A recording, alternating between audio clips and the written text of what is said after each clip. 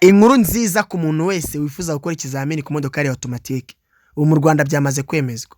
Ishami rya polisi rishinzwe ibizamini n'impushya zo gutwara ibinyabiziga mu Rwanda ryemeje ko gukora ikizamini ku modoka ya automatique byemewe guhera ku wa mbere. Abifuza gukora ibyo bizamini bazatangira kwiyandikisha ku itariki 6 z'uku kwezi. Ubwo ni ku wa gatanu musibeje. Bemeye gukora ibyo bizamini. Ikindi bavuze ibibuga bizajya bikorerwa ibyo bizamini mu mujyi wa Kigali ni 3 byonyine gusa, mu ntara ni kimwe gusa, mu gihe ibindi bitaremezwa. Mu mujyi wa Kigali ni Nyarugenge, Kariyeri nk'ahari hasanzwe hakorerwa ibizamini. Mu mujyi wa Kigali ni Kicukiro, Gahanga ahasanzwe hakorerwa ibizamini.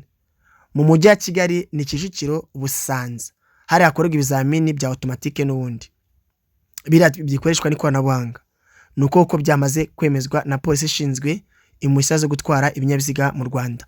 Ikindi, iyi kategori bavuze ko ari B yonyine gusa, mu gihe izindi zigitegurwa ntago barazishyira mu bikorwa. Mwana magambo kwiyandikisha gukora ikizamini ku modokari ya automatique ni B gusa, ntabwo izindi barazishyira mu bikorwa, bazabamenyesha niko bavuze. Ikindi ugomba kumenya, mu gihe uhisemo gukora ikizamini ku modokari ya automatique AT, uzatwara imodokari automatique gusa. Mu gihe ufashwe utwaye imodokari ya automatique, imodokari ya manu ufite AT kategori ya B AT, ubwo bivuze ngo ni automatique, uzajya ubihanirwa, ntabwo byemewe. Ariko ngo mu gihe ufite kategori ya B gusa atari AT, iyi ngiyi isanzwe kwa dusanzwe dutunzwe, ugafatwa utwaye automatique, ntacyo bitwaye rwose. Mani magambo kategori ikiri ku isonga hano hantu, kuko njye mvugisha ukuri hose, ni kategori ya B yawe ibitseho. Niba no muhanga wige cyane imodokari ya B, uzishakira kategori ya B. Sinkubwiye kujya gushaka imodokari ya AT. So iyi modokari ya automatique akeshi ni y'abantu bakuru batari urubyiruko rwo gushaka amafaranga mw'iki gihe, nyine umuntu mukuru nyine wiboneye amafaranga, cyangwa se twakita nk'abantu bitereye imbere. Ariko ku muntu ukiri kwishakisha ubuzima bwe bwa buri munsi, ntabwo namugena mo gukora kategori ya AT cyangwa se ya automatic transmission. So nakugira inama yo gushaka kategori ya B isanzwe, kuko yemerewe gutwara imodokari zose. Niyo nama nakugira.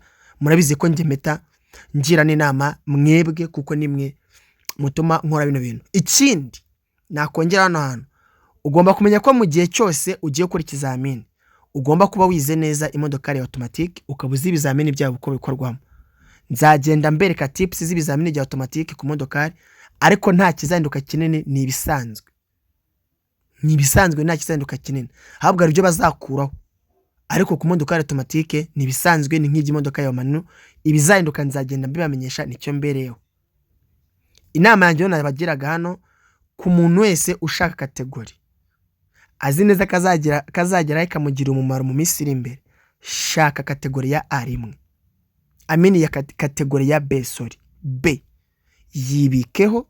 Byo kumbwira ngo ukene kategori ya B1, izi ngizi twita ngo ni AT za automatique, uzi kuri gushaka ubuzima ukiri gukura, nta nama nkugiriye. Shaka kategori ya B yawe uyibikeho, kugira ngo uzajye utwara imodokari zose. Niyo nama nakugira.